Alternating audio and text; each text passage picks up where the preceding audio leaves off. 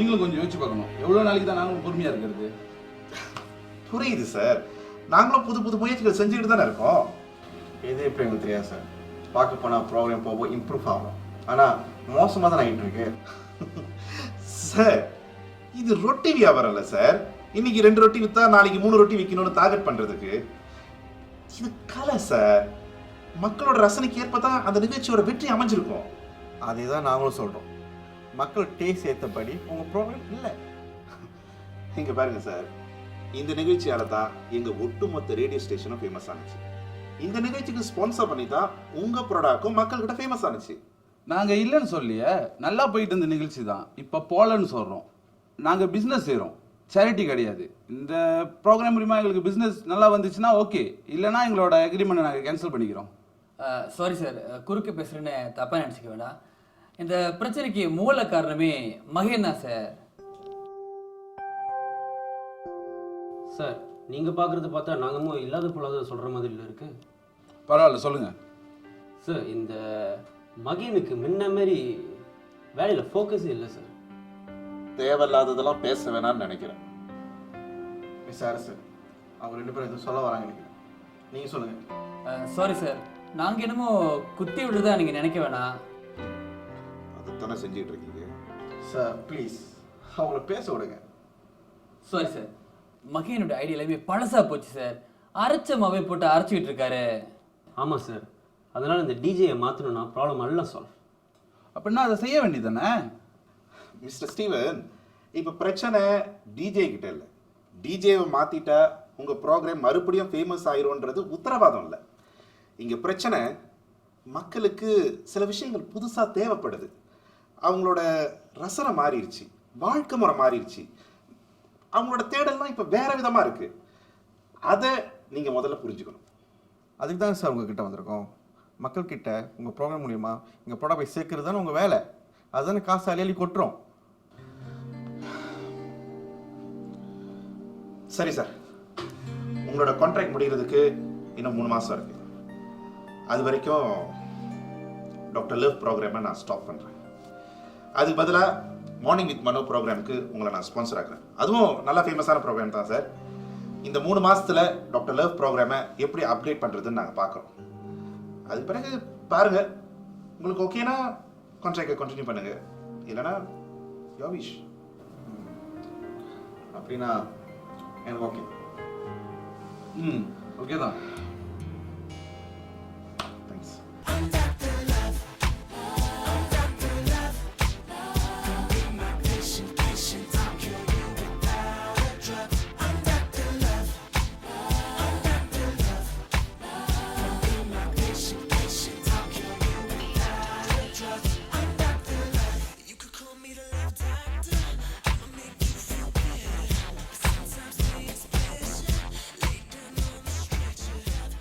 வணக்கம் வணக்கம் வணக்கம் நேர்களே, இது உங்களுக்காக டாக்டர் லவ்வின் காதல் கவிதை ஃப்ரம் ஷைன் எஃப்எம்.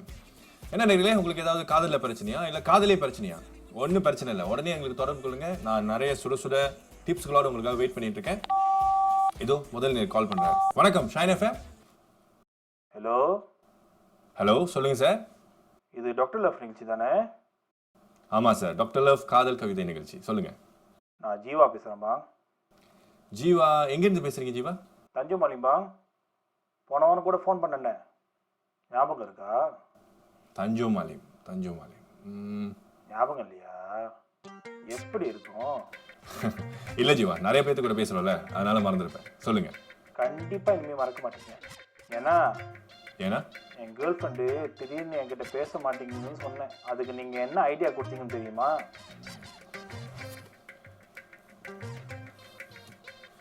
மன்னிக்கணும் நேர்களே, லைன் துண்டிக்கப்பட்டு விட்டது. கவரேஜ் ப்ராப்ளம் நினைக்கிறேன். இருந்தாலும் பரவாயில்ல, உங்களுக்காக ஒரு நல்ல காதல் பால் கேட்டு மகிழுங்க. சொல்லுங்க ஜீவா, என்ன பிரச்சனை சொல்லுங்கப்பா. என்ன ஆச்சா? உன் பேச்சை கேட்டுட்டு நானும் அவகிட்ட வெளிப்படையா இதை கேட்க போய் அவன் பர்த்டே மறந்தனால்தான் அவன் என்கிட்ட பேசாம இருந்திருக்கான். ஆனா உன் பேச்சை கேட்டுட்டு நான் பேசுறதுனால என் மேலேயே சந்தேகம் படுறியான்னு உண்மையிலேயே என்கிட்ட கோச்சிட்டு போயிட்டாடா. அதான் பிரச்சனையா? நீங்க ஒன்றும் கவலைப்படாதீங்க, அதுக்கு நான் ஒரு நல்ல வழி சொல்றேன். வேண்டாம், ஒரு மண்ணும் வேண்டாம், நானே பேசிக்கிறேன். ஏண்டா டேய், இனிமே இப்படி எல்லாம் தெரிஞ்ச மேத மாதிரி யாருக்காவது நீ ஐடியா கொடுத்த மவன.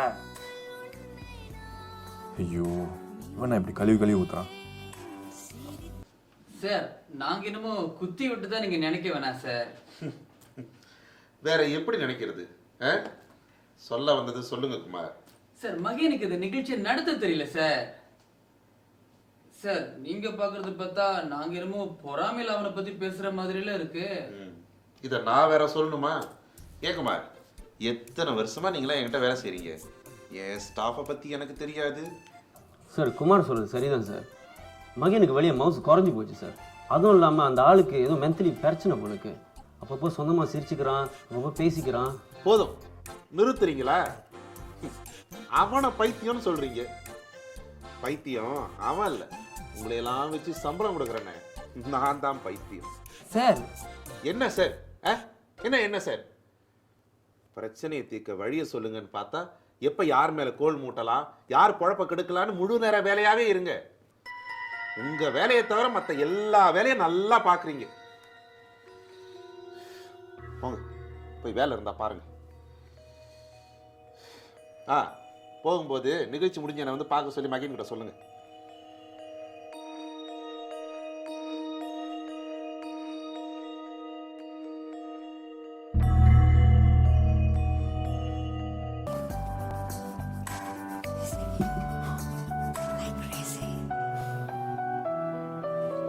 ஒரு அருமையான பாடலுக்கு பிறகு மீண்டும் இணைகிறோம் உங்கள் டாக்டர் லவ்ஸின் காதல் கவிதை. அடுத்த நேரம் பார்ப்போம். சொல்லுங்க சார், ஷைன் எஃப்எம் உங்க என்ன பிரச்சனைன்னு சொல்லுங்க. நம்ம மெத்தட் மூலியமா நிச்சயமா உங்களுக்கு உதவலாம். சொல்லுங்க. நான் பாட்டுக்கு அவள் பின்னால் போய்கிட்டு இருந்தேன். அவளும் அப்பப்போ ஏதோ என்னை திரும்பி பார்த்து சிரிச்சுக்கிட்டு இருந்தா. நீங்கள் சொன்ன டிப்ஸை கேட்டு இப்போ அவள் என் கூட்டாளிக்கு கேர்ள் ஃப்ரெண்ட் ஆகிட்டாடா. டே ஐயோ என்ன சார் சொல்றீங்க? இதுக்கப்புறம் என்னத்த சொல்கிறது? இதுக்கு மேலேயாவது ஐடியா கொடுக்குறேன் அதை கொடுக்குறேன்னு சொல்லிட்டு மற்றவங்களை குழப்பாதீங்க. உங்க கருத்துக்கு ரொம்ப நன்றி சார். இதோ நேர்களே உங்களுக்காக வெந்நீர் இரவுல இருந்து காதலி பாடல் லாரன்ஸ் சூசே கேட்டு மகிழுங்க.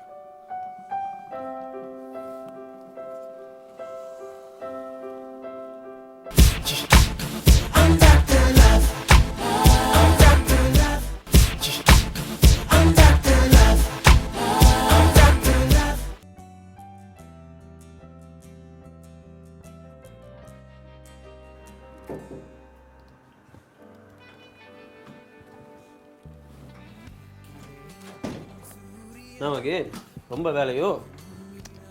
இல்ல எப்போது மாதிரி தான். அப்புறம் என்ன விஷயம்? இன்னைக்கு யாருன்னு சொன்னா? என்ன நீ பேசுறதை பார்த்தா நான் எப்போதுமே மற்றவங்கள பற்றி மட்டுமே பேசுகிற மாதிரிலாம் இருக்கு. அப்புறம் சரி அதை விட வந்த வேலையை மறந்துட்டேன். ப்ரோக்ராம் முடிஞ்சோடனே பாஸ் உன்னை வந்து பார்க்க சொன்னார். எப்படியா? சரி. என்ன இந்த நேரத்தில் தான் நீ என்னன்னு கேட்கணும். இப்போ உனக்கு என்கிட்ட என்னமோ சொல்லணும் இப்படிதானே? நான் வேணான்னு சொன்ன மட்டும் நீ விடவா போற? சொல்லு. இதை பாரு மகேன், நான் என்னமோ போட்டு கொடுக்குறதா மட்டும் நீ நினச்சிக்காத. நீ முதல்ல சொல்ல வந்தது சொல்லு, அதுக்கப்புறம் நான் என்ன நினைக்கிறேன்னு சொல்றேன். சரியான தமாஷ் பாணி. நம்ம பாஸுக்கு உன் மேலே என்ன கடுப்புன்னு தெரில, உன் ப்ரோக்ராமை கேன்சல் பண்ணிட்டாரு. அநேகமாக இன்னைக்கு தான் கடைசி ப்ரோக்ராம் போல இருக்கு. அதை பற்றி பேச தான் உன்னை வர சொல்லியிருக்காரு. ஓ ஓகே. நானும் எவ்வளோ சொன்ன மகேன் உன் திறமையை பற்றி. ஆனால் அவர் தான் இந்த ப்ரோக்ராம் எப்படி ஆனதுக்கு நீ தான் காரணம்னு சொல்லிட்டு பிடிவாதமாக இருக்காரு. நீ சொன்ன பாஸ் கேட்கல. ஓகே. அட ஆமாப்பா, நீ அவர்கிட்ட போய் கொஞ்சம் பொறுமையாக பேசு. கோவம் வரதான் செய்யும். ஏன்னா இந்த ரேடியோ வளர்ச்சிக்கு உன் பங்கும் இருக்குல்ல. அதுக்காக நீ அவர்கிட்ட போய் சத்தம் குத்தம் போட்டு பேசிடாத. மகனே, உனக்கு இருக்கிற திறமைக்கு நாளைக்கு நீ வேற ரேடியோ போனாலும் உனக்கு வேலை கிடைக்கும். அதுக்காக நீ வேலையெல்லாம் விட்டு போயிடாத. ஏதோ சொல்லணும்னு தோணுச்சு, அப்புறம் இஷ்டம். சரி, சாங் முடி போது போலக்கு, நீ வேலையை பாரு, அப்புறம் பார்ப்போம். கே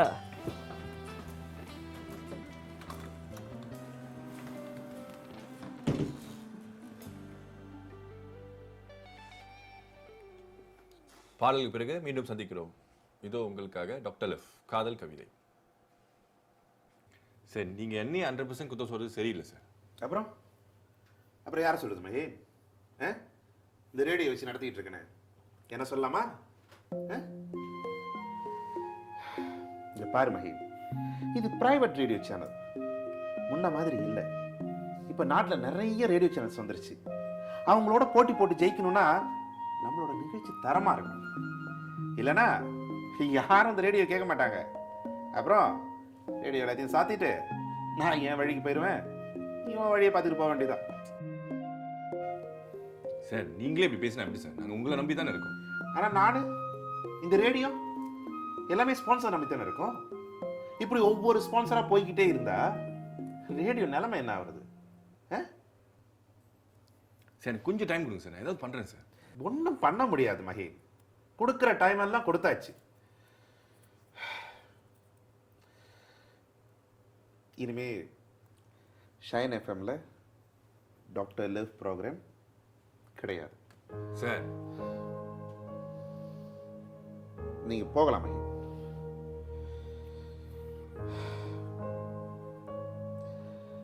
மகேன், உங்களை போகலான்னு சொன்னேன்.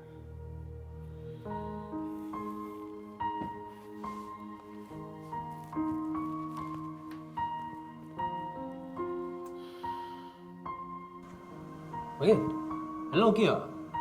ஏன் இவ்வளோ கோவமா இருக்க? ஒன்றும் இல்லை. ஒன்றும் இல்லாமையா மூஞ்சி சேர்ந்துருக்கு, கண்ணு கூட கலங்கிருக்கு. அப்போ பாஸ் சொன்ன மாதிரி உன் ப்ரோக்ராமை கேன்சல் பண்ணிட்டாங்களா? அதான் தெரியுதுல்ல, அப்புறம் என்ன கேள்வி? நல்லது காலமே இல்லை மகன். என்ன மாதிரி ஆர்ஜி நீ? உன்னெல்லாம் வேலை விட்டு நிப்பாட்டி இவங்களாம் என்ன பண்ண போகிறாங்களோ? வேலையை விட்டுலாம் ஒன்று நிப்பாட்டல, ப்ரோக்ராமை தான் நிறுத்தி வச்சிருக்காங்க. உனக்கு கஷ்டமாக இருந்தால் போய் இன்னும் போட்டு விடு.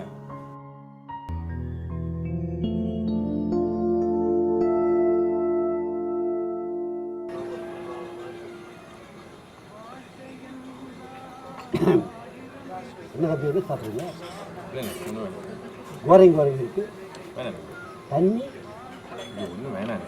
தொங்காட்டல்லி போட்டு கொடுத்தா அதான் ஒன்றும் வேணான்னு சொல்கிறேன் மேடம், விட்டுருங்களேன். ஒன்றும் வேணாம்னா அப்புறம் இங்கே வந்து உட்காந்துருக்கீங்க. ம், நல்ல கேள்வி. ஏன் தம்பி இன்னைக்கு ப்ரோக்ராம் சொதப்பலாச்சே, அதனால் கவலையா? உங்களுக்கு நீங்களும் ப்ரோக்ராம் கேட்டீங்களா? உங்கள் ப்ரோக்ராமும் ஊரே கேட்குது, நான் கேட்க மாட்டேனா? ஆ கேட்குதா? சரி ஒரு அட்வைஸ் எடுத்துவாங்கண்ணே. ஏன் தம்பி உங்கள் நிகழ்ச்சி ஏன் முன்ன மாதிரி இல்லை?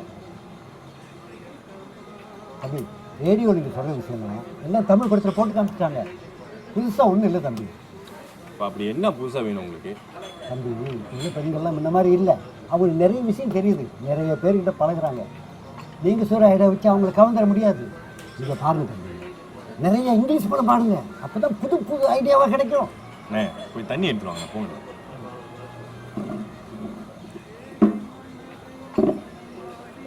நாங்களாம் வந்து அட்வைஸ் பண்ணுறேன்.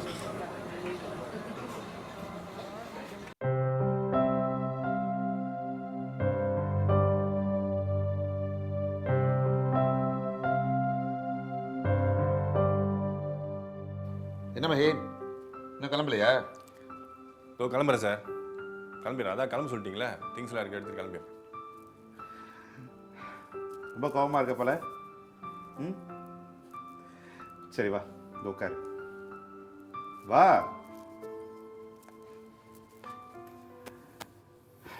மகேன் மகேன், இங்கே பாரு மகேன், நீ செய்கிற நிகழ்ச்சி மற்றவங்க செய்கிற மாதிரி டாப் 10ஓ சினிமா பாட்டோ என்டர்டெயின்மெண்ட் நிகழ்ச்சியோ இல்லை.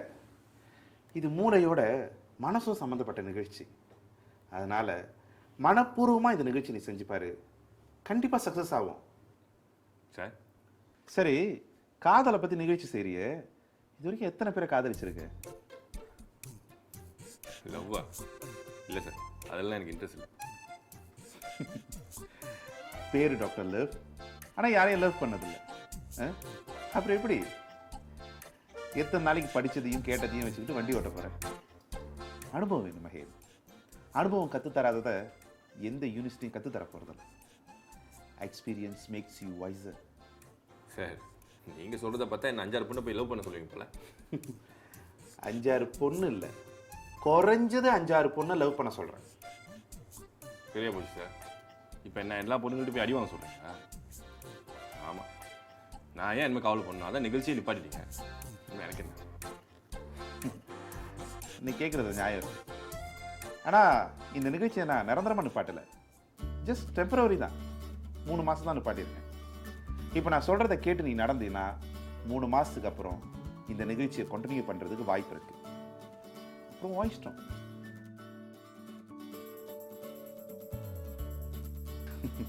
ரொம்ப யோசிக்கிற போல. கவலைப்படாத, எப்போதும் மாதிரி இந்த 3 மாசமும் உனக்கு சம்பளம் வந்துடும். சம்பளமும் கொடுத்து 3 மாசம் லீவும் கொடுக்குறேன். போ, எங்க வேணாலும் போ.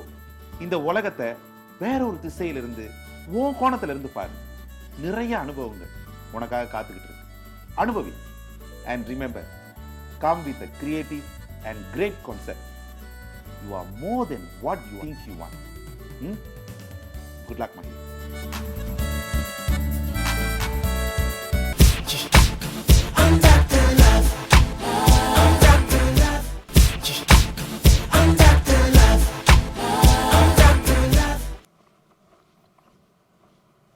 அப்புறம் பாங் தலை மாதிரி போறீங்க? ம் அட இருங்க பாங், இப்போ பார்த்தாலும் சுடு தண்ணி காலை ஊற்றிட்டு ஓடிக்கிட்டே இருக்கிறீங்க. எனக்கு கொஞ்சம் வேலை இருக்கு, நம்ம அப்புறம் பேசுவோமா? பாங் ஒரு உதவி, உங்கள் ப்ரோக்ராம் நல்லா கேட்பேன். என்ன லவ்வா? லவ்னு சொல்ல முடியாது, அதுக்கும் மேலே. சரி, என்ன பிரச்சனை சொல்லு. நீங்கள் தான் பொண்ணுங்க மடக்கிறதுக்கு நிறைய ஐடியாலாம் கொடுப்பீங்களே, ஏதோ கொஞ்சம் எனக்கு ஹெல்ப் பண்ண உதவியாக இருக்கும். நானும் ரொம்ப நாளாக ட்ரை பண்ணுறேன், ஒன்றுமே மாட்ட மாட்டுது. யார் இந்த பொண்ணு? எவ்வளோ நாளாக பார்த்துட்டு இருக்க? பக்கத்து பிளாக்ல பாங் 2 இண்டோன்னு சூப்பராக இருக்குதுங்க. நீங்கள் எதுவும் ஐடியா கொடுத்தீங்கன்னா தான். என்ன பாங்க சொல்லாமல் போகிறீங்க? ஏய், மண்டை ஏற்றிட்டு இருக்காத. ஒரு டென்ஷனாக இருக்கிறீங்க போலக்கு. சரி பாங், முன்னாடி பேசுவோம். ஓகே.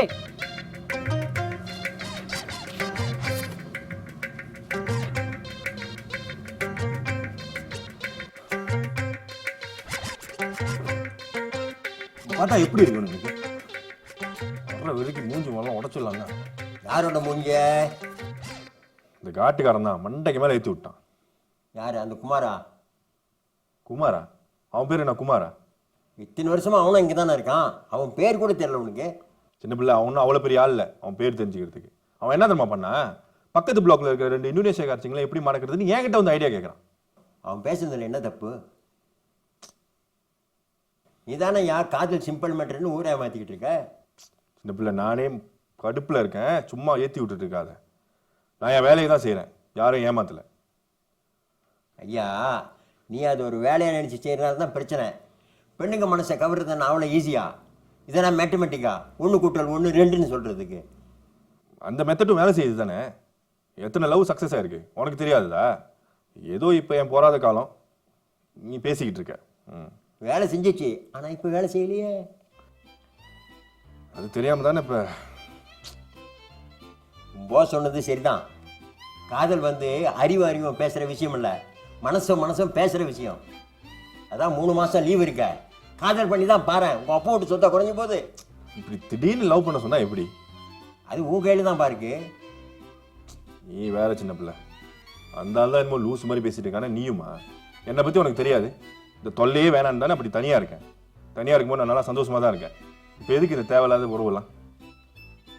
ஐயா, வாழ்க்கையில் தனியாகவே இருந்துட முடியாது, சொந்தங்கள் ரொம்ப அவசியம். அதுதான் உன்னையும் உன்னோட வேலையும் காப்பாற்றும். இதுக்கு வேறு வழியே இல்லையா? 2 வழி தான் இருக்குது. என்னது? ஒன்று ஒரு பொண்ணை பார்த்து காதலிக்கணும், சரி இன்னொன்று இன்னொரு பொண்ணை பார்த்து லவ் பண்ணணும். பேசாமல் போயிரு.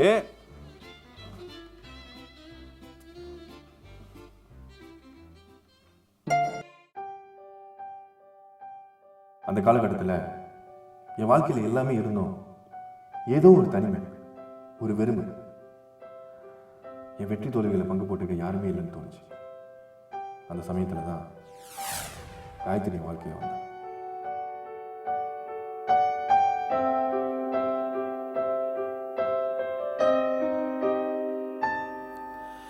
கேளடி என் காதலி, நெஞ்சிலே நீதானடி, ஏனோ சொல்கிறாய், விடை சொல்வாயா? பாரடி என் காதலி, பார்வையில் கதை பேசடி, ஏனோ சொல்கிறாய், விடை சொல்